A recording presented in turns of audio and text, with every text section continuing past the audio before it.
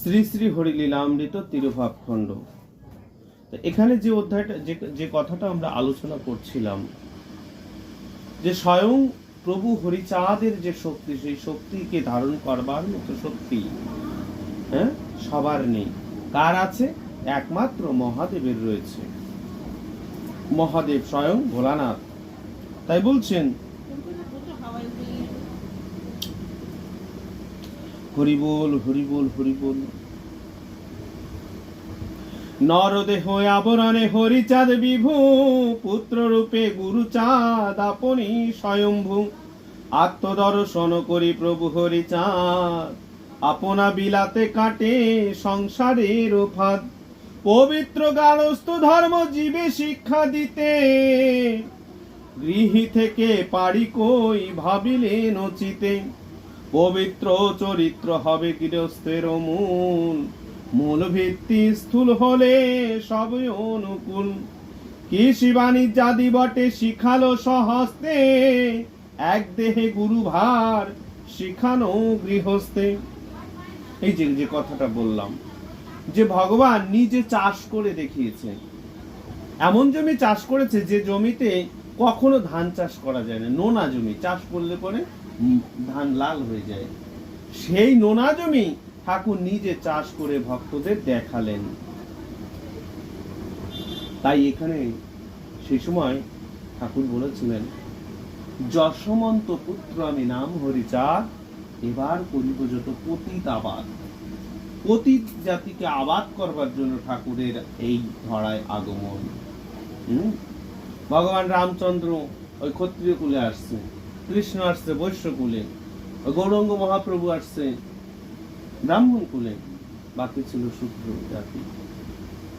দেখো, মানুষ কিন্তু একই, মানুষে মানুষের কোনো ভেদ নেই। শিক্ষার জ্ঞান যদি থাকে, চৈতন্য যদি জাগ্রত হয়, কোনো চৈতন্য সত্তা সম্পন্ন মানুষের কাছ থেকে যদি চৈতন্য পাওয়া যায়, একটা প্রদীপ যদি জ্বলে আর সেই প্রদীপটাকে দিয়ে হাজারো লক্ষ লক্ষ প্রদীপ জ্বালানো যায়, তাই না?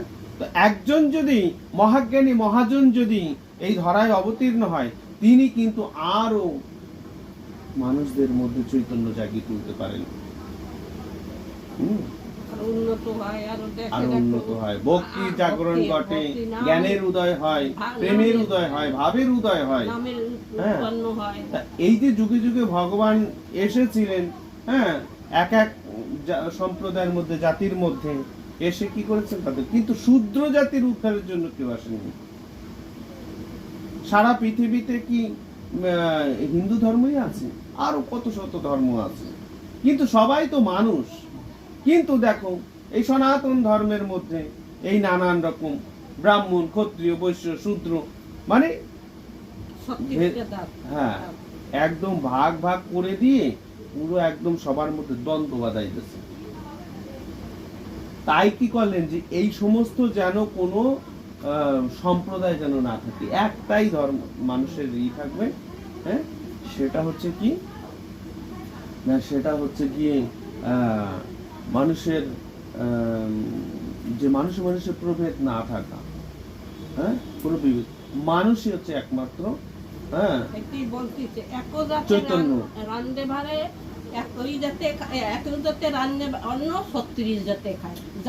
এই জন্য শ্রীরাম ওরাকান্দিতে কি করেছে, যে কোনো যেন জাতিভেদ বৈষম্য যাতে না থাকে, তার জন্য ঠাকুর করলেন কি, যে এক পাত্র থাকবে। ওই দেখবে, ওই যে কি বলে, যে খেজুরের না, সুপারির যে খোল, সেই খোল পাতায় দিল, ওই পাতায় ওই খোলটা কিন্তু রয়েই গেল, আর ওর মধ্যে প্রসাদ দিতে থাকলো। ভক্তরা কি করে, ওই সেবা করে যাচ্ছে, ওই খোল দিয়ে সেবা করে যাচ্ছে। খোল কিন্তু ধোয়া ধুয়ির কোনো কারবার নাই, ওইখানে ওই প্রসাদ থাকলো, আর ভক্তরা এসে বসে সেবা করে যাচ্ছে। সবাইকে প্রণাম করো। এখানে ভক্তরা যারা আসছে প্রত্যেকের কাছ থেকে আশীর্বাদ নাও, প্রণাম করো। হরি বল। আমি যে শব্দটা ব্যবহার করতে চাইছিলাম, যে সাম্যবাদী ধর্ম। সাম্যবাদী মানে কি, সমান, বৈষম্য যাতে না থাকে, অর্থাৎ মানুষে মানুষে ভেদ, এই ভেদ যেন না থাকে। ঠাকুর প্রভু হরিচাঁদ এইটাই নিয়ে আসলেন। এই জন্য শ্রীধাম ওরাকান্দিতে তথায় যায় 36 যাতে যার যেমন মন সে পায় তেমন, বঞ্চিত না হয় প্রসাদে। বুঝতে পেরেছ? এই জন্য ঠাকুর আসলেন যে আর ভেদ বৈষম্য রাখবো না, হ্যাঁ, প্রত্যেকটা মানুষের সমান। জাতি হলো দুইটা, একটা হচ্ছে নারী আর একটা হলো পুরুষ, এইটাই থাকবে, আর কিছু থাকবে না। হ্যাঁ, ঠাকুর এইটা চাইলেন। তা এই যে অনেকে বলেন যে ঠাকুর সাধক মহাপুরুষ, কেউ বলেন ঠাকুর একজন যোগী, হ্যাঁ, কেউ বলে উনি একজন মহাসাধক, হ্যাঁ, যার যেমন মনোভাব সে সেরকম ব্যাখ্যা করছে। কিন্তু যারা ঠাকুরকে জানবার জন্য গেছে ওরাকান্দিতে, হ্যাঁ, যারা ঠাকুরের প্রতি সন্দেহ প্রকাশ করছে, তাদের কিন্তু ভগবানের যে স্বরূপ, যে রূপে তাকে দর্শন করতে চেয়েছে, তাকে সেই রূপেই ভগবান কিন্তু দর্শন দিয়েছে। হরিচাঁদ ভগবান না, হরিচাঁদ ভগবান না, ওই রকম তখনও ছিল। অনেকে বলছে হরিচাঁদ ভগবান না, কিন্তু ভগবান যে না, তিনি যে স্বয়ং ভগবান, এর জন্য তাকেও প্রমাণ দিতে হয়েছে। কাকে কাকে কাকে দিয়েছে? যেমন কোমল দাস বৈরাগীকে, তিনি কৃষ্ণ রূপ ধারণ করে কোমল দাস বৈরাগীকে কৃষ্ণ রূপে দর্শন দিয়েছে। বৃন্দাবনের উদ্দেশ্যে রওনা করেছে কোমল দাস বৈরাগী, ভগবান কৃষ্ণ ছাড়া কিছু বোঝে না, অথচ দেখে স্বয়ং ভগবান ওরাকান্দির ওই মাঠের পাশে আলের উপরে দাঁড়াইয়ে তিনি কৃষ্ণ রূপে ওই কোমল দাসকে দর্শন দিচ্ছেন। ও কোমল দাস, তুমি বৃন্দাবনে যাবে না? না প্রভু, আমি যাব না। বলছে কেন? বলছে বৃন্দাবনের কালাচাঁদ আমার প্রভু হরিচাঁদ এই ওরাকান্দিতে লীলা করছে, আমি আবার কি করতে যাব বৃন্দাবনে?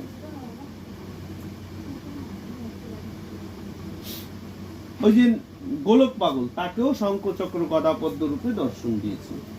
হীরামন পাগলকে রাম রূপে দর্শন দিয়েছে। দিগ্বিজয় পণ্ডিতকে সরভুজ রূপে ধারণ করে তাকে দর্শন দিয়েছে। হ্যাঁ, প্রত্যেককে যখন যে ভক্ত যে রূপে তাকে দর্শন পেতে আকাঙ্ক্ষা করেছে, তাকে সেই রূপেই দর্শন দিয়েছে। হ্যাঁ, এই জন্য ঠাকুর তার নিজের স্বরূপকে দেখাবার জন্য, জানাবার জন্য তিনি নিজেই বলে গেছেন তিনি কে। এই দেখো এইখানেই বলছেন। শুধু ওই যে বলছে এক ভক্ত, দেখো একজন বলে কি তোমার ঠাকুর কয়টা মারা মানুষ বাঁচাইছে, কয়জন মরা মানুষ বাঁচাইছে তোমার ঠাকুর? তা একজন জবাব দেয় কি, ওই মরা মানুষ বাঁচাবার মতো ছোট কাজ আমার ঠাকুর করে নাই, ও করছে তার ভক্তেরা করছে না। এই হীরামন পাগল, গোলক পাগল, লোচন, বদন, এরাই তো মরা মানুষ বাঁচাই বেড়াইছে, আমার ঠাকুর কি বাঁচাইছে? আমার ঠাকুর এই মৃত জাতিকে, যাদের কখনো এই হরিনাম করবার শক্তি ছিল না, যাদের কখনো হ্যাঁ মন্দিরে যাবার অধিকার ছিল না, যারা কখনো বাড়িতে এই মহোৎসব দিতে পারতো না, ভগবানকে ভোগ দিতে পারতো না, এই জাতিকে একদম কি করেছে? তিনি প্রাণ দিয়েছে, জীবন দিয়েছে। তারা নিজেরাই এখন হরিনাম করতে পারে, নিজেরাই তারা গান বাজনা আদি সমস্ত কিছু করতে, পূজা পার্বণ আদি, ভগবানকে সেবা দেওয়া, ভক্তি করা, হ্যাঁ, হরিনাম করা, কত সুন্দর কীর্তন আদি করা, এই সমস্ত করে ঠাকুর তাদের জাগিয়ে তুলেছে। ওই দুই একজন মরা মানুষ বাঁচাই ঠাকুর এই সমস্ত কিছু করে না। করছে না কেন? করছে। যেই ওরাকান্দিতে গেছে, যে যা কামনা করছে, ওইটা ওরাকান্দির কামনা সাগরে যে যা ডুব দিচ্ছে, তার মনের কামনা পূর্ণ হয়ে গেছে।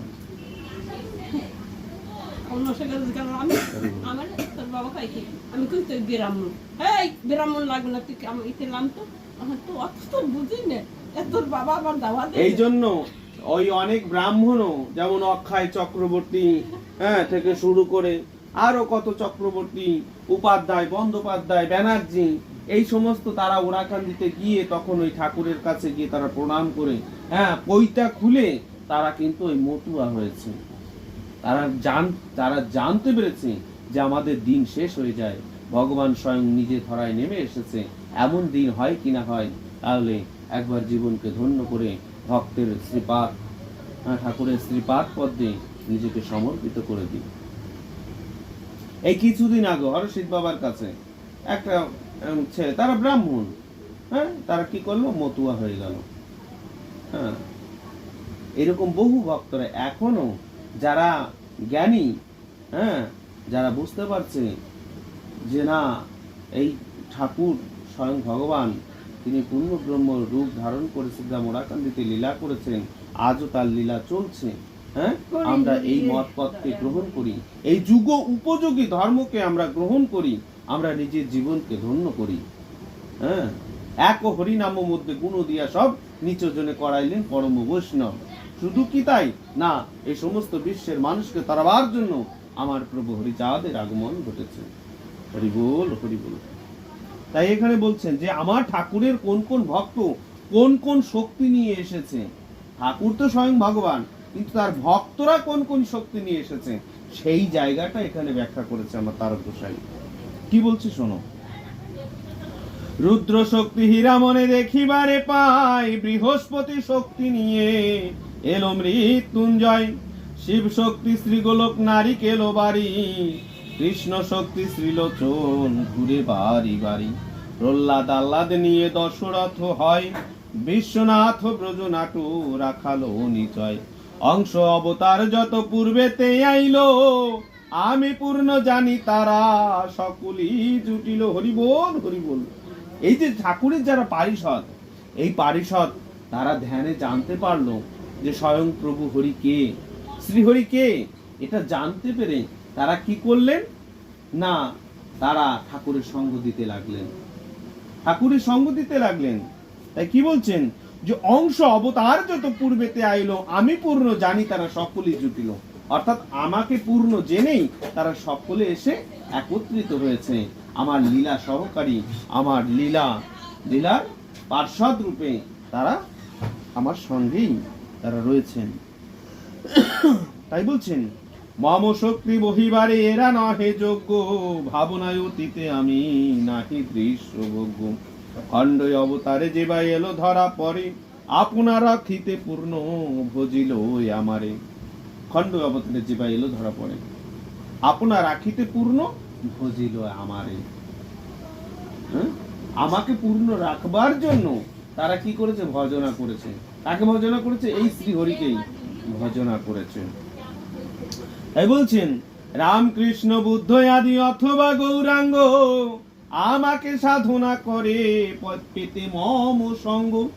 এই যে রাম, কৃষ্ণ, গৌরাঙ্গ, বুদ্ধ, এরা কি, এরা ভগবানকে পাওয়ার জন্য তার সাধনা করেছে।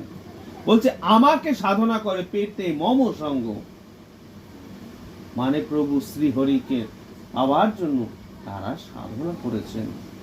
তারপরের লাইনে কি বলছে, পূর্ণ আমি সর্বময় অপূর্ণের পিতা, আমি পূর্ণ সর্বময় অপূর্ণের পিতা, সাধনা আমার কন্যা আমি জন্মদাতা। শ্রী গৌরাঙ্গ হরিবরে রাম পূজে দুর্গা, শ্রীকৃষ্ণের প্রেম দিলা রাধিকা বিসর্গা। এই যে শ্রী গৌরাঙ্গ হরি বলে, হরি হরি বল বলে বেরিয়েছেন। আর কি করেছেন, রাম পূজে দুর্গা। রাম যদি স্বয়ং সম্পূর্ণ হবে, তাহলে দুর্গার আরাধনা করবার কি দরকার আছে? দরকার আছে কোনো? যিনি পূর্ণ তার কি কারো ভজনার দরকার আছে? পূর্ণ যিনি তার ভজনা ভক্তরা করে, যিনি অপূর্ণ তিনি পূর্ণের ভজনা করেন। তাই এখানে বলছেন শ্রীকৃষ্ণের প্রেম দিলা রাধিকা বিসর্গা। তাহলে প্রেমের অভাব রয়েছে, শ্রীকৃষ্ণের অভাব রয়েছে, তার মানে অপূর্ণ। আর এই অপূর্ণর কারণেই পূর্ণত্ব দিচ্ছেন কে? রাধারানী শ্রীকৃষ্ণকে প্রেম দিচ্ছেন। তাই বলছেন শ্রীকৃষ্ণের প্রেম দিলা রাধিকা বিসর্গা। বুদ্ধের তপস্যা লাগে বুদ্ধ সাজিবারে, বিনা সাধনায় এরা কিছু নাহি পারে। প্রত্যেকের সাধনা করতে হয়েছে, বিনা সাধনায় এরা কিচ্ছু পারেনি। প্রত্যেকের সাধনা করতে, অর্থাৎ সাধনা করতে হয়েছে মানে কি, তারা ভগবানকে পূর্ণত্ব রাখবার জন্য তাদের এই ভজন সাধন। হরি বল। তাই বলছেন, তাই এখানে ঠাকুর বললেন যে আমি হরিচাঁদে এবে পূর্ণ অবতার, অজর অমর আমি চিরদয় ঈশ্বর। জয় জয় শান্তি হরি প্রেমানন্দে, হরি হরি বল। জয় জয় গুরুচাঁদে সত্য ভামা প্রেমানন্দে, হরি হরি বল, হরি বল, হরি বল, হরি হরি বল। জয় হরি বল। তাই বলছেন যে অজর অমর আমি ক্ষীরোদের ঈশ্বর, আমার জন্ম নাই, আমার মৃত্যু নাই, হ্যাঁ, আমি ক্ষীরসাগরে সদা বিচরণ করি, তিনি স্বয়ং শ্রীহরি। আর কি বললেন, মম শক্তি ধরিবারে কারো সাধ্য নাই, ধরিলে ধরিতে পারে মহাদেব। আমার যে শক্তি, এই শক্তিকে ধারণ করতে পারে একমাত্র কে না স্বয়ং মহাদেব, এছাড়া কারো শক্তি নাই। ধরিয়া অনন্তকাল ক্ষীরোদ সাগরে মনি রূপে ধ্যান করে পাইতে আমারে, অংশ অবতার মোর যতবার হয়, কোনবারে মহাদেব আসে না ধরায়।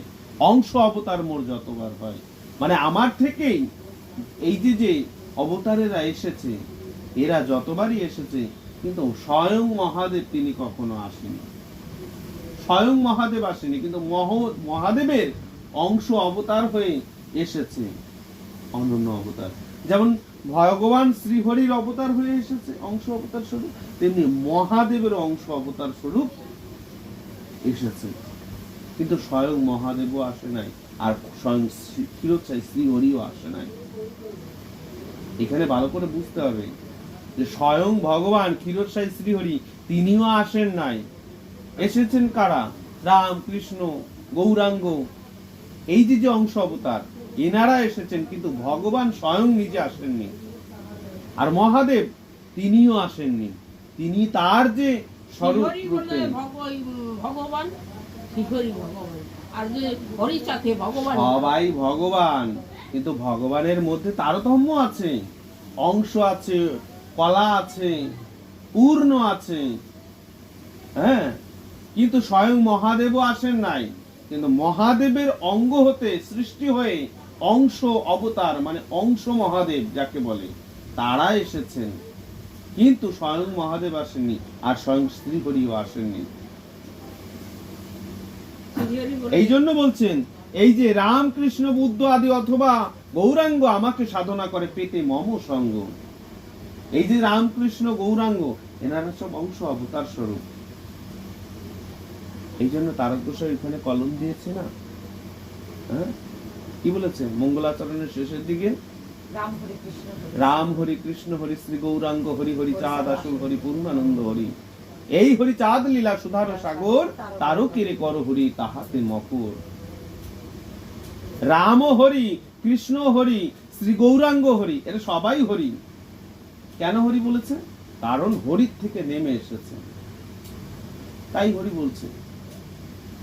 কিন্তু স্বয়ং পূর্ণানন্দ হরি হচ্ছেন স্বয়ং হরি, এই ক্ষীরোদসাই শ্রী হরিচাঁদ।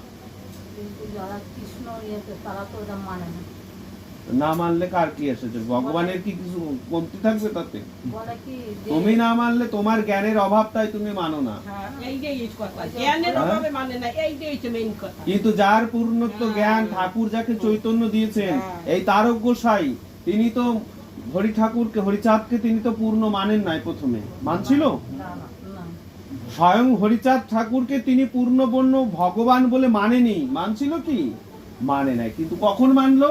যখন ভগবান তার স্বরূপ দর্শন করালো, 32টা চিহ্ন পূর্ণরূপে দর্শন করালো, যখন গোলক পাগলকে শঙ্খচক্র গদাপদ্মধারী রূপ ধারণ করে গোলক পাগলকে দর্শন দিল, হীরামনকে যখন রাম রূপে দর্শন দিল, দিগ্বিজয় পণ্ডিতকে যখন সরভুজ রূপ ধারণ করে দর্শন দিল, হ্যাঁ, অনন্য আরো ভক্তকে যখন ঠাকুর পদ্মফুলের উপর থেকে হেঁটে হেঁটে ভক্তদের দর্শন দিল, যখন যে কামনা নিয়ে আসছে সেই ভক্তকে সেই রূপে দর্শন দিয়েছে, তখন তারা সবাই মানতে বাধ্য হয়েছে।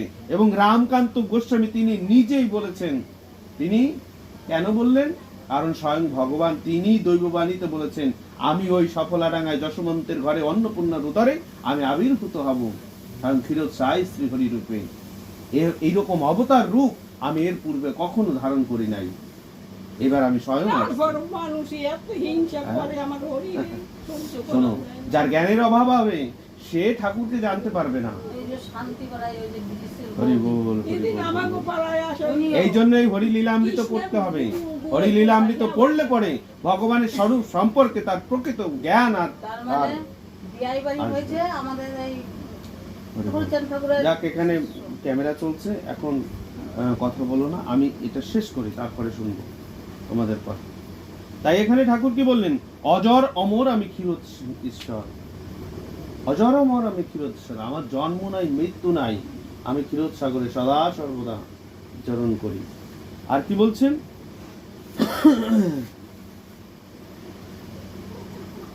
বলছেন মম শক্তি ধরিবারে কারো সাধ্য নাই, ধরিলে ধরিলে ধরিলে ধরিতে পারে মহাদেব সাই। তাই ঠাকুর তিনি বললেন যে আমার এই শক্তি ধারণ করবার মতো শক্তি কোন দেব দেবতাদের নেই, একমাত্র মহাদেব ছাড়া। তাই মহাদেবকে সঙ্গে নিয়ে আসলেন। আর কি বললেন, ধরিয়া অনন্তকাল ক্ষীরোদ সাগরে মণিরূপে ধ্যান করে পাইতে আমারে, অংশ অবতার মোর যতবার হয় কোনবারে মহাদেব আসে না ধরায়। অংশ অবতার যতবার হয় কোনবারে মহাদেব আসে না ধরায়। এই যে রাম কৃষ্ণ গৌরাঙ্গ আদি, ঠিক আছে, স্বয়ং মহাদেব তিনি আসেন নাই, কিন্তু মহাদেবের অংশ অবতার স্বরূপ হয়ে এসেছেন ভোলানাথ। যেমন শ্রীহরির অংশ অবতার স্বরূপে এসেছেন রামকৃষ্ণ বুদ্ধ, হ্যাঁ, অংশ অবতার স্বরূপ। ঠিক তদ্রূপ স্বয়ং ভগবানও এখানে হরিচাঁদ রূপে অবতীর্ণ হয়েছে, আর স্বয়ং গুরুচাঁদ তিনি মহাদেব রূপে অবতীর্ণ হয়েছে। ঠিক আছে, তাই হর এবং হরি উভয়ের মিলন ঘটেছে এই ওরাকান্দিতে, এই হরি লীলাকালে। হরি বল হরি বল। তাই বলছেন, ইচ্ছা তার পূর্ণ অবতারে যাবে হবে, আসিয়ায় আমার খেলা আনন্দে খেলিবে। এই যে মহাদেব তিনিও কি করেছেন, ধরিয়া অনন্তকাল ক্ষীরোদ সাগরে মণিরূপে ধ্যান করে পাইতে আমারে। এই যে মহাদেব অনন্তকাল ধরে তিনি ক্ষীরোদ সাগরে ধ্যান করেছিলেন শ্রীহরিকে পাওয়ার জন্য, এবং চিন্তা করেছেন যে কবে ভগবান স্বয়ং সম্পূর্ণরূপে এই ধরায় আসবে, তখন মহাদেবও আসবেন। তাই এই রাম কৃষ্ণ গৌরাঙ্গ লীলাকালে স্বয়ং মহাদেব আসেন নাই, এইবারে এই শ্রীহরি লীলাকালে স্বয়ং মহাদেব ঠাকুরের সঙ্গে এসেছেন গুরুচাঁদ রূপে। গুরুচাঁদ রূপে যখন গুরুচাঁদ আসলেন, গুরুচাঁদ স্বয়ংভূ, তিনি হচ্ছেন মহাদেব। তাই এইখানে পরিষ্কার ভাবে বলেছেন যে এতে এত ভাবে হরিচাঁদ শঙ্করে সরিল, আসিয়া আমার খেলা আনন্দে খেলিবে। এত ভাবে হরিচাঁদ শঙ্করে সরিল, করজোরে মহাকাল সম্মুখে দাঁড়ালো। ঠিক সেই সময় হরিচাঁদ ঠাকুর স্বয়ং শ্রীহরি তিনি দেখলেন যে আমাকে তো যেতেই হবে, তা মহাদেবকে সঙ্গে নিতে হবে।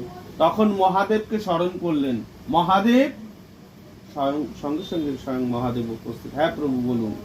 তখন বললেন যে আমাকে তো ধরায় যেতে হবে, তোমাকেও তো যেতে হবে। বলে প্রভু এই দিনটা দেখার জন্যই আমি এতদিন সাধনা করেছি, আমিও আপনার এই লীলা পূর্ণ লীলা আমি নিজে দর্শন করব। হ্যাঁ প্রভু আমি যেতে প্রস্তুত। তাই এই স্বয়ং প্রভু হরিচাঁদ এবং স্বয়ং গুরুচাঁদ আসলেন পিতা পুত্র রূপে। হরিচাঁদের পুত্রকে গুরুচাঁদ, হ্যাঁ, আবার দেখো গণেশের পিতাকে, গণেশের পিতাকে মহাদেব, মহাদেবের পুত্র গণেশ এবং কার্তিক। তাহলে গণেশের ইচ্ছা জেগেছে, গণেশের নয় মহাদেবের ইচ্ছা জেগেছে আমি কবে গণেশের পুত্র রূপে ধরায় যাব। গণেশ স্বয়ং শ্রীহরি, তাহলে শ্রীহরিকে পুত্র রূপে ধারণ করেছে। এখন ভগবানেরও ইচ্ছা হয়েছে আমি কবে পুত্র রূপে যাব ধরায়। একথা শুনতে পাও কোথায়? কোথাও শুনতে পাবে না। একমাত্র এই হরি লীলামৃতের মধ্যে তারক গোসাই এই সুন্দর ব্যাখ্যা দিয়েছেন যে মহাদেবের ইচ্ছা জেগেছে ভগবানের পুত্র রূপে যাবে, মানে গণেশের পুত্র, গণেশকে শ্রীহরি, শ্রীহরির পুত্র রূপে ধরায় অবতীর্ণ হবে। কিন্তু এতদিন পর্যন্ত ওই মহাদেবও আসেন নাই আর শ্রীহরিও আসেন নাই পূর্ণ রূপে, তাই পুত্র রূপে সেই আশা পূর্ণ হয়নি। এই হরিচাঁদ লীলাকালে, হরিচাঁদ লীলাকালে সেই মহাদেবের ইচ্ছা পূর্ণ হয়েছে। কিভাবে না, স্বয়ং ভগবান তিনি হরিরূপে অবতীর্ণ, হরিপুত্র হর অর্থাৎ স্বয়ং শিব তিনি ওরাকান্দিতে অবতীর্ণ। আর ওই পিতার যে শক্তি পুত্রে ধারণ করতে পারল, অর্থাৎ ভগবান শ্রীহরির যে শক্তি মহাদেবের ধারণ করবার মতো রয়েছে সেই সামর্থ্য, তাই কি করলেন ভগবান ওই গুরুচাঁদের মধ্যে প্রবেশ করে হর এবং হরির মিলন ঘটিয়ে তিনি পরবর্তী লীলা হরি গুরুচাঁদ লীলা জগৎ সংসারে করলেন এই গোড়াকান্দিতে। এখানটা সেই জায়গাটা আমি বলে যাই, হরি বল।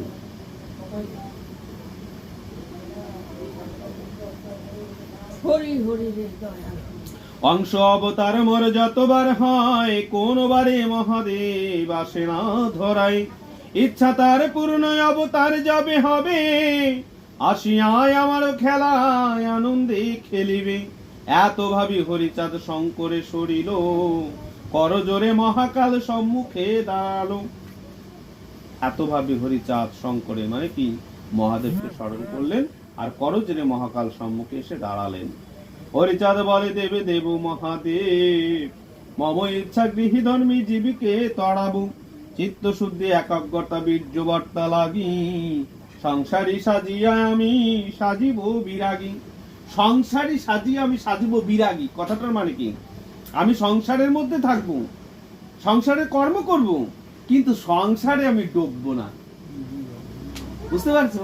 সংসারে ডুববো না। কে এটা কে বলেছে? এটা ঠাকুর বলেছেন, মহাদেবও বলেছেন, অর্থাৎ ওই গুরুচাঁদ ঠাকুর। এরা সবাই সংসার করছে কিন্তু সংসারের মধ্যে ডুবে যায় নাই। হালকা হালকা ভাষা মানে ভাষা ভাষা রয়েছে। যেরকম আমি করছি দায়িত্ব পালন, তাই তো? হ্যাঁ, কর্তব্য পালন করছে, মাঝে মাঝে সংসার ত্যাগ হয়ে গেছে। আচ্ছা, চলে গেছে না। সাধু সেবা, মহোৎসব, হরিসভা, এই যে ভক্ত সেবা করা, এই যে একটা আনন্দ, এই আনন্দ সাগরে সবসময় ভাসে ভাসে রয়েছে। কিছু কিছু মানুষের মধ্যে আছে না, স্ত্রী পুত্র কন্যা তিনি এমন ভাবে সংসারে মজে থাকে, হ্যাঁ। দুঃখ কষ্ট জরা যন্ত্রণা ব্যাধি, হ্যাঁ, এইভাবে কিন্তু দেখে অতিষ্ঠ হয়ে যায়, আর ভালো লাগে না সংসারের মায়া, স্ত্রী জ্বালা যন্ত্রণা, হ্যাঁ, দেখা যায় এই আত্মহত্যা করে, এটা করে সেটা করে, বিষ খায়, কত কি করে না, সংসারের জ্বালায় পড়ে করে। কিন্তু যারা প্রকৃত জ্ঞানী মানুষ, কেন ধর্মপথে যেতে হয়? এই ধর্মপথে গেলে পরে কি হয়, সংসারে ভাষা ভাষা থাকা যায়। মানে সংসারও হলো, ধর্মও হলো, ধর্মাচরণ কর্মও করা হলো। হলো, কর্মও হলো, আর তোমার আধ্যাত্মিক উন্নতি হলো। এই জন্য সবসময় ডুবে থাকতে নাই সংসারের মধ্যে, একভাবে মাঝে মাঝে একটু বেরোতে হয়। বুঝেছো? সংসারটা একটা কর্তব্যের জায়গা। গুরু সান্নিধ্য লাভ করতে হয়, গুরুর সঙ্গে চলতে হয়, তাহলে এই সমস্ত জ্ঞানগুলো অর্জন করা যায়। হ্যাঁ, তাই এই যে অশ্বিনী গোসাই গানের মধ্যে লিখেছে, কি লিখিয়েছেন, সাধু মহাজন বহর দরি মন আমার, হ্যাঁ, এই সকালে ধরা সংসারের সাগরের রূপে ভাই হারে মানব মিন সেজেছে। জঞ্জাল জালে হয়ে বন্দি এড়াইতে না পারে মানে শান্তি, সংসারের মধ্যে সবাই এমন বসে ভাবে ডুবে কান্দে। গেছে যে তারা আর ঠাকুরের নাম করার টাইম পাচ্ছে না। টাইম পায় না তো, বলে আমার সময় নাই, সংসারের কাজে এত ব্যস্ত, বলে আমার সময় নাই। হ্যাঁ, কিন্তু দেখা যায় এমন একটা ঝাটকা দিল, সব তছনছ হয়ে গেল। কি হয়ে গেল? হায় রে, ঠাকুর আমার তো ভালোই করছে, আমার মন তো এই জন্য এখানে বলছে সাজিয়া, সংসারী সাজিয়া আমি সাজিব বিরাগী, সংসারী সাজবো, দেখবে কি সুন্দর সংসার করে, কিন্তু সংসারের মধ্যে ডুববে না, শরীর খারাপ তাই না। ভাষা ভাষা থাকবে। ওই ওই গলিতে যে থাকতাম সারাদিন হিংসা নিন্দা কথা কবি, আমি ঠাকুরকে একটু ফুল জল দিয়ে নিরি ঢেলি বাড়তেন, আমার যত সময় হয় এত সময়। তাহলে তুমি যত সুন্দর আছো, তোমার মতো ভালো কেউ নাই। না হে ঠিক আছে? ওই জ্বালায় গুলি ঠাকুর ওই বৌমার রান্নাও খাইতে পারবে না, আর ওই পুত্রের ওই ইয়েও পারবে না। ঠিক আছে, ওই নিজে যেটুকু রান্না করো না, ভগবানের নাম স্মরণ করে যা খাও, শাক অন্ন যদি খাও, তাতেও কিন্তু তুমি আনন্দে থাকবা। হরি বল, হরি বল। তাই বলছে আদর্শ গৃহী সাজে তোমাকে সাজাবো, মম কার্য শেষ করি তোমাতে মিশিব, আমার তোমা দুই শক্তি একত্র হইবে, পাপি তাপি যোগিনাশী সবে ছায়া পাবে। হরি বল, হরি বল। তাই কি বলছেন, আদর্শ গৃহী সাজে তোমাকে সাজাবো। কাকে সাজাবে? মহাদেবকে সাজাবে, মহাদেবকে সাজাবে। আমরা, তুমি একটা আদর্শ গৃহী মানুষ, ঠিক আছে, তোমার কাছ থেকে সবাই গৃহধর্ম শিক্ষা পালন করবে। হ্যাঁ, কিন্তু তুমি যেভাবে শিক্ষা দেবা, কিন্তু সবাই গৃহের মধ্যে কিন্তু মজবে না, বেশি ডুববে না। হ্যাঁ, যারা এই যে মতুয়া ভক্ত তারা কি সবসময় সংসারের মধ্যে ডুবে থাকে? দেখবা কাজকর্ম করে, আবার এই দল নিয়ে চলে যায়, আবার হরিনাম করে, আবার চলে আসে, আবার চলে যায় হরিনাম করতে করতে।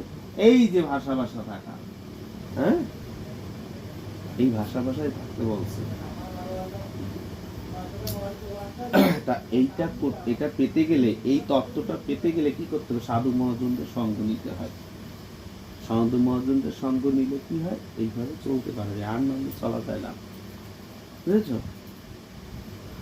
হরি বল। এই জন্য গুরু গোসাই ডাকলে পরে সঙ্গে সঙ্গে যেতে হয়, যতই কাজ থাকুক। হ্যাঁ, কোন সময় কখন কপালে কি ঘটে এটা বলা যাবে না। সাধু মহাজনদের আশীর্বাদ, তাদের কৃপা গুণে কখন কি ঘটে যাবে, জীবন ধন্য যায়। বহু জন্ম তোমার এক জন্মেই সার্থক হয়ে যেতে পারে। এই যে সংসারের জীব, তারা সংসার করতে করতে তাদের মৃত্যু ঘটে যায়, আবার আসে, আবার সংসার করে, আবার সংসার করতে করতে মৃত্যু। এই যে বারবার চক্র, এই চক্র কিন্তু চলতে থাকে, কিন্তু এই চক্র থেকে তারা বেরোতে পারে না। বেরোতে পারে কারা? যদি কোনো সাধু গুরু মহাজনের যদি কৃপা হয়, তারা যদি হাতখানি ধরে, হ্যাঁ, নিজে যদি পার করে এই সংসার বন্ধন থেকে, তবে কিন্তু বেরোনো যায়, নচেত কিন্তু বেরোনো সম্ভব নয়। তারপরে এখন আমার বাবা তো তোমার আর থাকবে না। মহাদেব বলে না যে আজ্ঞা তোমার, মনের বাসনায় আমি পুরাবো এবার। পুত্র রূপে তব ঘরে নরদেহ লব, শান্তি মাতা বক্ষ সুদা পিয়ে ধন্য হব। সেই হেতু পুত্র রূপে এলো গুরুচাঁদ, মহাকাল গুরুচাঁদ পিতা হরিচাঁদ। হরি বল। তাই বলছে সেই হেতু পুত্র রূপে এলো গুরুচাঁদ, মহাকাল গুরুচাঁদ পিতা হরিচাঁদ।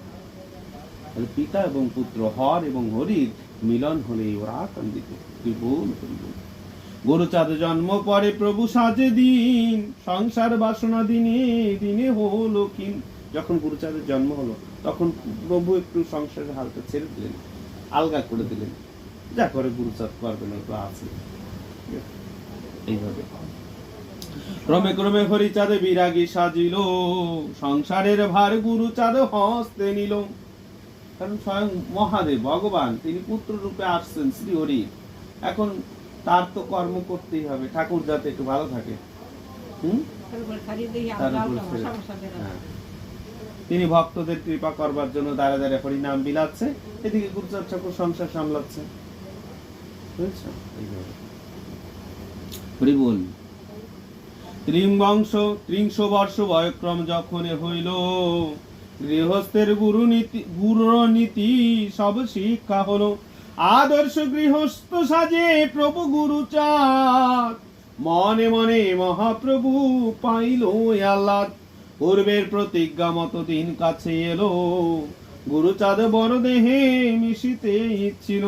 সর্বকর্ম ত্যাগ করি প্রভু কতদিন, গৃহ মাঝে বদ্ধ রহে যেন দিনহীন। নিকটে যাইতে সবে প্রভু করে মানা, অন্তরঙ্গ ভক্ত তাহা শুনেও শোনে না। 1284 সাল সে ফাল্গুন মাসে, বুধবার প্রাতকাল তারিখ 23। 1284 সাল ফাল্গুন মাসের বুধবার দিনে সকালবেলায় প্রভু কি করলেন? শরীর ছেড়ে গুরুচাঁদের মধ্যে ঢুকলেন, প্রবেশ করলেন। মহাপ্রভু বলে ডেকে ভক্তগণ ঠাই, মহেন্দ্র সুযোগী এলো এবে আমি যাই। গঙ্গা চরণা নিবাসিনী জম্বুরি নাম, ভাবিনী নামিনী দেবী নড়াইলি ধাম। রামধন গোলক পাগল মহানন্দ, উপস্থিত যত ছিল সবে নিরানন্দ। কেঁদে কেঁদে সবে বলে মহাপ্রভু ঠাই, কি উপায় হবে বাবা তুমি যাবে নাই। এই যে রামধন, গোলক পাগল মহানন্দ সবাই ছিল, কিন্তু এর মধ্যে এক ভক্ত বলছেন যে কি বাবা তুমি যখন থাকবে না, তখন আমরা কি নিয়ে থাকবো? হ্যাঁ, এই এত ঢেউ, এত প্রেমের প্লাবন, এই সব নিমেষেই ধ্বংস হয়ে যাবে। হ্যাঁ, আমরা তো এই সহ্য করতে পারবো না। প্রভু বলে শুন শুন প্রিয় ভক্তগণ, নিশ্চয় জানিও মোর নাহি কো মরণ। হচ্ছে শোনো ভক্তগণ, আমার কিন্তু মরণ নেই। আমার এই শরীরটা হয়তো আমি ছেড়ে যেতে পারি, এটা হচ্ছে রক্ত মাংসের শরীর, এ তো সারা জীবন রাখা যাবে না, কিন্তু আমার মৃত্যু নেই। হ্যাঁ, তা আমি এই গুরুচাঁদের মধ্যেই থাকবো।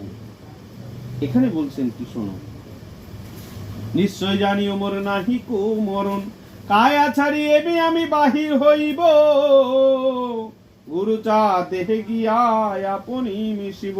হরি বল, হরি বল, জয় জয় হরিচাঁদ গুরুচাঁদ প্রেমানন্দে, হরি হরি বল, জয় জয় শান্তি সত্য ভামা প্রেমানন্দে, হরি হরি বল, হরি বল, হরি বল। ঠাকুর কি বললেন যে শোনো, আমার এই দেহটা আমি ছেড়ে দেবো, কিন্তু আমার এই দেহের মধ্যে যে আমি রয়েছি স্বয়ং স্বরূপ, আমি এই গুরুচাঁদের মধ্যেই থাকবো। ভাবা আমা ভাবি গুরুচাঁদে ভক্তি করিবে, গুরুচাঁদ মধ্যে তবে আমাকে দেখিবে, যেই গুরুচাঁদ সেই আমি বটে হই, আমি ছেড়ে কোথা যাব গুরুচাঁদে বই। হরি বল, হরি বল। আমি ছেড়ে কোথা যাব গুরুচাঁদের ওই, এত বলি মহাপ্রভু কায়াতে আগিল, জ্যোতিরূপে গুরুচাঁদ অঙ্গেতে মিশিল। এত বলি মহাপ্রভু কি করলেন, এই কায়াটা ছেড়ে দিলেন, মানে এই রক্ত মাংসের শরীরটা ছেড়ে দিলেন, আর সেই শরীরে যে সচৈতন্য স্বয়ং ভগবান যে স্বরূপে ছিলেন, তিনি থাকেন, সেই স্বরূপটা এসে গুরুচাঁদের মধ্যে প্রবেশ করে গেল। হরি বল, হরি বল। হরিচাঁদ গুরুচাঁদ অভিন্নাত্ম আত্মা, পিতা পুত্রে এক দেহে হইল সমতা, মানুষে মানুষে মিশে কি মানুষ হলো, হরি গুরু চাঁদ প্রীতে হরি হরি বলো। জয় জয় শান্তি মাতা হরিচাঁদ হরি হরি বলো, শ্রী শ্রী হরি লীলামৃত প্রেমানন্দে হরি হরি বলো, গুরুচাঁদ প্রতি প্রেমানন্দে হরি হরি বলো, হরি বল, হরি বল। শান্তি হরি গুরু গোপাল বাবা হরি শিব, হরি বল।